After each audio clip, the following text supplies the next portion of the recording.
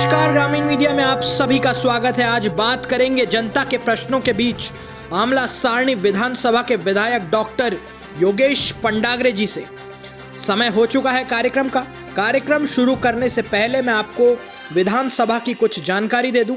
आमला सारणी विधानसभा में अभी वर्तमान में पिछले विधानसभा चुनाव तक जनसंख्या 3,45,721 थी, जिसमें से 2,11,777 मतदाता थे।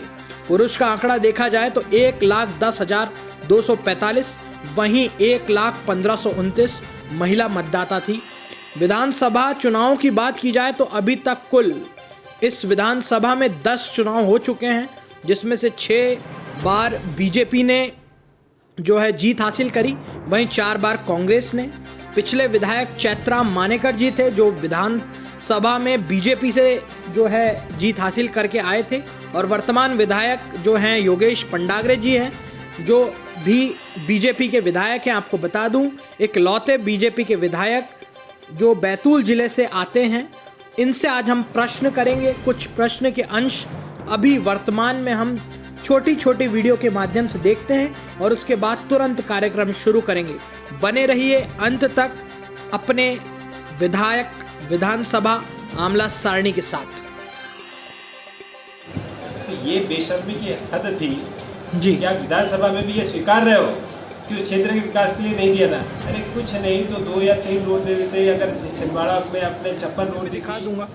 अब मुख्य प्रश्न आता है कि जैसे आपके साथ भेदभाव हुआ था 1 वर्ष 15 माह हम लोग कह लें, तो क्या अब चारों विधायक के साथ भी क्या मध्य प्रदेश सरकार भेदभाव? मुल्ताई पूर्व मंत्री जी का भी प्रश्न यही था, तो कुल मिला के मैंने भी इसलिए प्रश्न ही रखा। कई बार ऐसा लगता है कि नेता सिर्फ बिना पढ़े लिखे, जिनकी गुंडागर्दी होती है, वे ही नेता बन पाते हैं। आप एक मतलब इसमें एक आदर्श मॉडल है। तो मैं आप सभी का स्वागत है। आज हम हैं सारणी आमला विधानसभा के विधायक डॉक्टर योगेश पंडागरे जी के साथ, और मुख्य रूप से आज जो वार्तालाप हम लोग करने आए हैं वो इस विषय में कि सर, आप जो हमारे मुख्यमंत्री उनसे मिलने गए थे आमला के, और आपके विधानसभा के जो कुछ क्वेश्चंस लेकर और कुछ मांगे लेकर गए थे, तो जनता ये जानना चाहती है कि वो मुख्य रूप से क्या मांगे थी, उनके लिए क्या एक नया जो आगामी बजट आएगा या आगामी जो भी घोषणाएं होंगी उनके लिए उनमें क्या जुड़ेगा?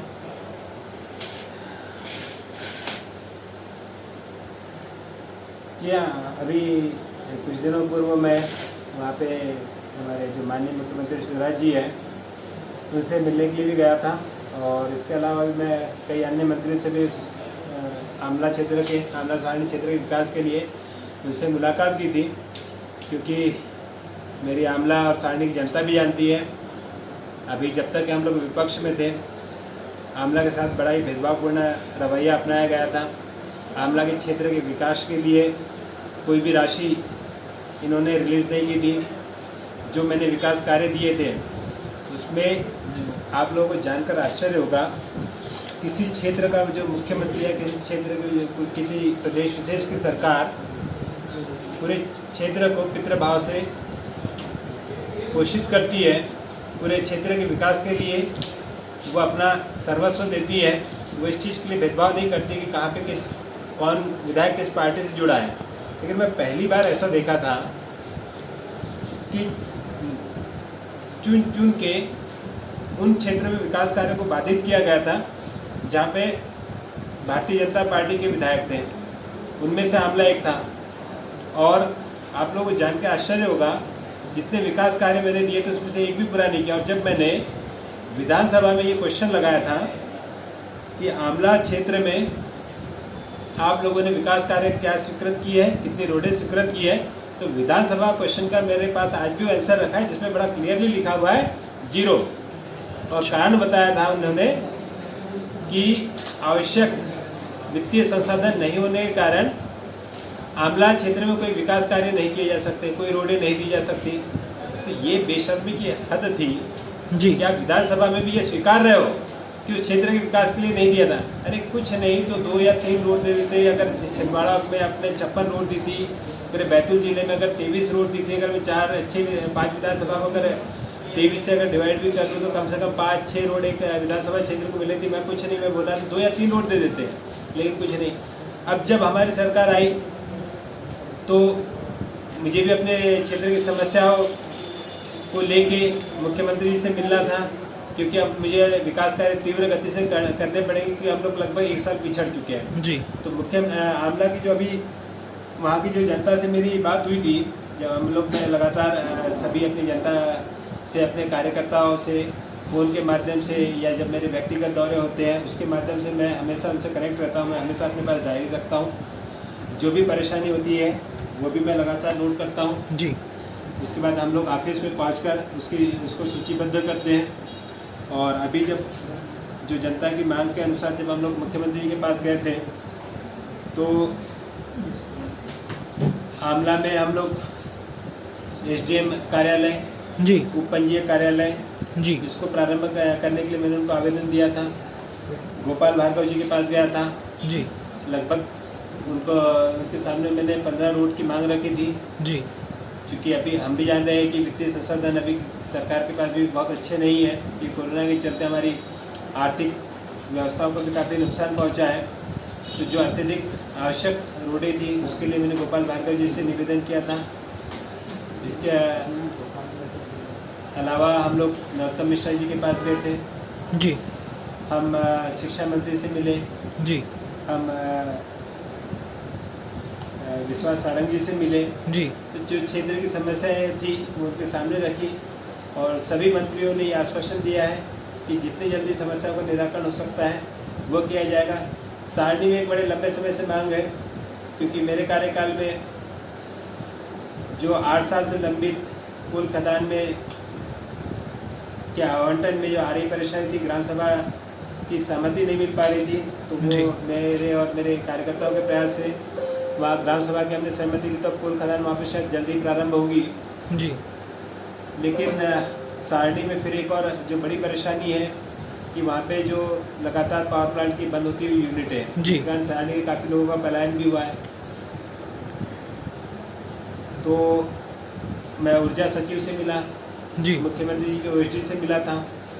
इसके पहले जब मैं मुख्यमंत्री जी के पास गया था तब मैंने सारणी के पावर प्लांट के लिए भी बात रखी थी उनके सामने, लेकिन तब कोरोना काल था। अभी जब इस ऊर्जा सचिव और उनके OSD से बात की है तो उसके लिए हम लोग एक रूपरेखा तैयार कर रहे हैं ताकि हम यह जल्द से जल्द ये प्रयास कर सके कि वहाँ पे पावर प्लांट भी हो, कोयला खदान हो, ताकि हम सारणी को वापस पुनर्जीवित कर सके। और वहाँ पर जो जलकुंभी की भी एक बड़ी परेशानी है वहाँ के डैम में, तो उसके बाबत भी हमने मुख्यमंत्री शिवराज जी को एक ज्ञापन दिया था। जी। इसमें लगभग 7-8 करोड़ रुपए का हमको बजट की आवश्यकता होगी ताकि वो तालाब भी हमारा जो डैम है वो भी साफ हो सके, जलकुंभी से मुक्त हो सके। तो सर अभी जैसे कि ये तो हो गई आपकी मांग, मैं इसको मतलब स्क्रीन पे भी दिखा दूंगा। अब मुख्य प्रश्न आता है कि जैसे आपके साथ भेदभाव हुआ था 1 वर्ष 15 माह हम लोग कह लें, तो क्या अब चारों विधायक के साथ भी क्या मध्य प्रदेश सरकार भेदभाव करेगी, या वहाँ भी कुल मिला के विकास कार्य रुकेगा या चालू रहेगा? ये सबसे बड़ा प्रश्न रहता है। भारतीय जनता पार्टी ने 15 महीने नहीं 15 साल शासन किया था जी। और 15 साल में जहाँ पे कांग्रेस के विधायक हो या भारतीय जनता पार्टी के विधायक हो, चाहे BSP के विधायक हो, उन्हें सभी विधानसभा क्षेत्रों के संभाव से विकास की प्रक्रिया में रखा गया था। जी। ऐसा आप अगर जिस तरह से कांग्रेस पार्टी ने किया था, मुख्यमंत्री कमलनाथ जी ने किया था, अगर इस तरह से अगर भारतीय जनता पार्टी कर रही होती जी तो प्रदेश के कुछ जिले तो विकास की प्रक्रिया से बाहर ही हो जाते हैं। आपने अभी ऐसा कहीं पे देखा कि कहीं पे एक भी रोड नहीं दी गई हो 15 सालों में? हर विधानसभा क्षेत्रों को उसके हिस्से का अनुदान दिया जाता था, उसके हिस्से के विकास कार्यों के लिए अनुदान दिया जाता था। भारतीय जनता पार्टी इस तरह की परिपाटी में विश्वास नहीं रखती है जी। और फिर भारतीय जनता पार्टी के जो कार्यकर्ता हैं वो भी हमेशा सचेत होते हैं। अगर किसी क्षेत्र में अगर विकास नहीं हो रहा, अगर कहीं पे विधायक भी अगर इंटरेस्ट नहीं ले रहे हैं तो भी हमारी पार्टी के जो कार्यकर्ता हैं वो विकास कार्यों की सूची मुख्यमंत्री को सौंपते हैं। इसके अलावा भी जब हम तो जाते ही जाते हैं, यहाँ से हेमंत भैया हो गए, सांसद जी हो गए और दूसरे पार्टी के कार्यकर्ता हो गए, बबला शुक्ला जिलाध्यक्ष है वो, इसके पहले हमारे बाबा भैया थे, हम सभी लोग जाके हर बार हर क्षेत्र के विकास के लिए, जिले के विकास के लिए मंत्री और मुख्यमंत्री के सामने मांगे हम हमेशा रखते हैं। तो हम ये नहीं सोचते कि किसी क्षेत्र में अगर कोई विधायक अपोजिट पार्टी का है तो उस क्षेत्र में विकास देंगे। हम पूरे मध्य प्रदेश को भारतीय जनता पार्टी के शासन के अंतर्गत समझते हैं और पूरे क्षेत्र के विकास के लिए हम प्रयत्नशील हैं। मतलब कुल मिला के अब साथ लेकर चलेंगे। अब तीसरा प्रश्न मैं रखूँगा कि सर, एक पूर्व में या स्टीम इंजन का जो था कारखाना था, कह लें 400 एकड़ के लगभग आसपास ज़मीन है आमला में, तो एक कोच का जो है प्लान लाने का यहाँ पे था आमला में, तो उसके लिए आप विधायक होने के नाते क्या प्रयास कर रहे हैं, क्योंकि वो कुल मिला के यहाँ की क्षेत्र की जनता के लिए अच्छा एक रोजगार का भी साधन हो सकता है। इस विषय पर काफ़ी लंबे समय से मांग उठती रही है। जब मैं चुनाव लड़ा तभी लोगों ने ये मांग मेरे सम्मुख रखी थी, और ऐसा नहीं है कि मैं ही इसके लिए प्रयासशील हूँ या केवल मुझे ही बताया गया है जी। इसके पहले जो हमारे पूर्व विधायक चतरा मानेकर जी थे, उनके सामने भी मांगे रखी गई थी जी। और जब मैं विधायक के रूप में चयनित हुआ था उसके पश्चात भी एक बार यहाँ पे DRM आए थे, तब हमने उनसे इस विषय में वार्ता की थी। कुछ पत्राचार भी उनके साथ हुए थे, लेकिन जो दो जगहों में से किसी एक जगह का स्थान चयन करना था, भुसावल और आमला की बात हो रही है। जी बिल्कुल। गए और मुझे किसी ने बताया भी था कि शायद वो मंत्री जी भी जानना चाह रहे थे, पूर्व मंत्री जी। मुल्ताई पूर्व मंत्री जी का भी प्रश्न यही था, तो कुल मिला के मैंने भी इसलिए प्रश्न ये रखा कि वो फैक्ट्री का लाने का मतलब अब भाजपा क्या प्रयास करेगी विकास के लिए, क्योंकि क्षेत्र का विकास होगा उससे कहीं ना कहीं। नहीं, बिल्कुल क्षेत्र के विकास के लिए और भी मुद्दे हैं, जिनमें से यह भी एक प्रमुख मुद्दा है जी। तो भुसावल की जो फैक्ट्री थी उसमें जो रेलवे का अपना SOP होता है जी। तो जब इस बाबत उनसे चर्चा की तो लगभग 50 करोड़ 492 करोड़ का यहाँ पे पड़ा था, शायद 450 करोड़ का भुसावल में पड़ा था, तो इसलिए शायद वो वहाँ पे शिफ्ट करने की बात हुई थी जी। लेकिन हम लोग अभी भी इसके लिए प्रयत्नशील हैं। अभी भी वो पूरी तरह से वहाँ पे उसका निर्माण कार्य न प्रारंभ हुआ है, न वो उसकी कोई टेंडर की प्रक्रिया हुई है। जी। तो इस विषय में मैं सांसद जी के सम्मुख भी ये विषय रखूँगा और एक बार हम लोग केंद्रीय मंत्री से भी इस विषय को अवगत कराएंगे कि वहाँ पे एक बड़ी लंबी चौड़ी भूमि उपलब्ध है। जी। और रही बात रेलवे कोच फैक्ट्री की, तो रेलवे कोच के अभी जितना निर्माण हो रहा है, शायद जो हमारे साथ जो पत्राचार हुआ था उसमें हमको यही जानकारी दी गई थी कि रेलवे कोच फैक्ट्री के लिए अभी और आवश्यकता नहीं है, इसलिए इस कारखाने का निर्माण यहाँ पे नहीं हो सकता। लेकिन 313 एकड़ भूमि है, रेलवे की भूमि है, और रेलवे एक ऐसा माध्यम है जिससे ट्रांसपोर्टेशन आसान होता है। तो हम अगर रेलवे कोई फैक्ट्री अगर नहीं भी खुलती तो हम जो दूसरे अगर कोई ऐसे इससे संबंधित कारखाने हैं जिससे लोगों को रोजगार मिले, हमारा प्रमुख उद्देश्य है कि लोगों को रोजगार मिले, तो ऐसे किसी कारखाने के लिए हम लोग बात करेंगे। इस विषय में हम लोग प्लान कर रहे हैं। और आमला के कुछ और प्रमुख मुद्दे थे, वहाँ के कई विकास कार्य थे, रोडों की समस्या थी। यहाँ रोड के लिए भी हम लोग अभी वहाँ पे अधोसंरचना या स्पेशल निधि के लिए हम लोग विशेष फंड लेने के लिए गए थे, तो उसके लिए भी हम लोग जो नगर प्रशासन मंत्री हैं उनसे हम लोगों ने 1.5 करोड़ की मांग की है। अब मैं अंतिम प्रश्न रखूंगा राजनीति से हटकर। आप एक डॉक्टर हैं और राजनीति में बहुत कम ऐसा देखने को मिलता है कि एक मतलब नेता का पढ़ा लिखा होना इतना, तो आप सामंजस्य कैसे बैठाते हैं, क्योंकि अभी मैं स्वयं 20 मिनट से इस कार्यालय में बैठा हूँ आपके, और नीचे ही आपका हॉस्पिटल है। सर, दोनों व्यवस्थाओं में सामंजस्य आप कैसे बैठाते हैं, क्योंकि कहीं ना कहीं युवा पीढ़ी ये जो नई शिक्षा प्रणाली आई है इसके बाद राजनीति की ओर भी रुख करना चाहेंगे। कई बार ऐसा लगता है कि नेता सिर्फ बिना पढ़े लिखे जिनकी गुंडागर्दी होती है वे ही नेता बन पाते हैं। आप एक मतलब इसमें एक आदर्श मॉडल है, तो आप सामंजस्य क्या बैठा पाते हैं और एक नई पीढ़ी को क्या संदेश इससे मिलना चाहिए कि राजनीति में पढ़े लिखों का आना बहुत ज़रूरी है? हाँ, शुरू में थोड़ा सा मुश्किल मेरे लिए हो रहा था, क्योंकि जो मेरा हॉस्पिटल था ये भी तब मेरा फुल टाइम जॉब था। तब भी सुबह 10 बजे से लेकर रात के 10 बजे तक के हॉस्पिटल में होता था। और जब राजनीति के क्षेत्र में प्रवेश किया तो यह दिखा कि ये भी एक फुल टाइम जॉब है। तो शुरू में सामंजस्य बैठाना मुश्किल हो रहा था, लेकिन अब ये इतना है कि कार्यकर्ताओं का, जनता का भी मुझे काफ़ी अच्छा सहयोग मिल रहा है, मेरे पेशेंट का भी मुझे काफ़ी अच्छा सहयोग मिल रहा है।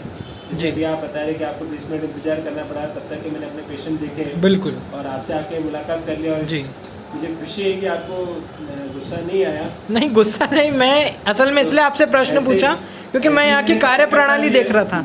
ऐसे ही मेरे कार्यकर्ता भी, मेरे पेशेंट भी है, वो भी समझते हैं कि शायद दोनों काम जरूरी है जी। और अभी तक मुझे किसी ने भी ऐसा कोई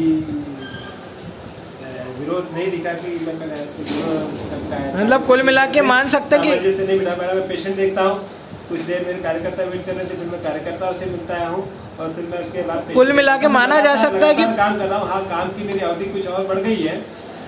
आज की आपको घटना बताऊंगा कि अभी मेरे क्षेत्र में चक्रवात आया था, तो उसके कारण काफ़ी जगह की फसल तबाह हो गई जी। आज मैं सुबह 8 बजे से दौरे पे निकल गया जी। मैंने आज 5 गांव का दौरा किया जी। मैं आज कम से कम 5-7 किलोमीटर पैदल चला हूँगा जी। हमने हर खेत में जाके वहाँ के किसानों से जानकारी ली। पटवारी जी साथ में थे, तहसीलदार साथ में थे। हमने सब लोगों ने मिलकर गांव में दौरा किया, पैदल चले, खेतों तक पहुँचे। उसके बाद यहाँ के पेशेंट देखना शुरू किया। कुछ कार्यकर्ता मिल रहे थे, कुछ अपने काम के लिए बीच बीच में उनके साथ भी जो भी उनकी परेशानी थी उनको दूर किया। इसी तरह से काम चल रहा है और इसके लिए मैं जनता को भी और मेरे मरीजों को दोनों को धन्यवाद देना चाहूँगा कि वो दोनों ही अभी तक मेरे कार्य से संतुष्ट है और उन्हीं के इस संतुष्टि से मुझे कार्य करने की ऊर्जा मिलती है। उसके लिए उनका तहे दिल से धन्यवाद। धन्यवाद सर आपका भी। ये थे आमला सारणी विधानसभा के विधायक डॉक्टर योगेश पंडाग्रे।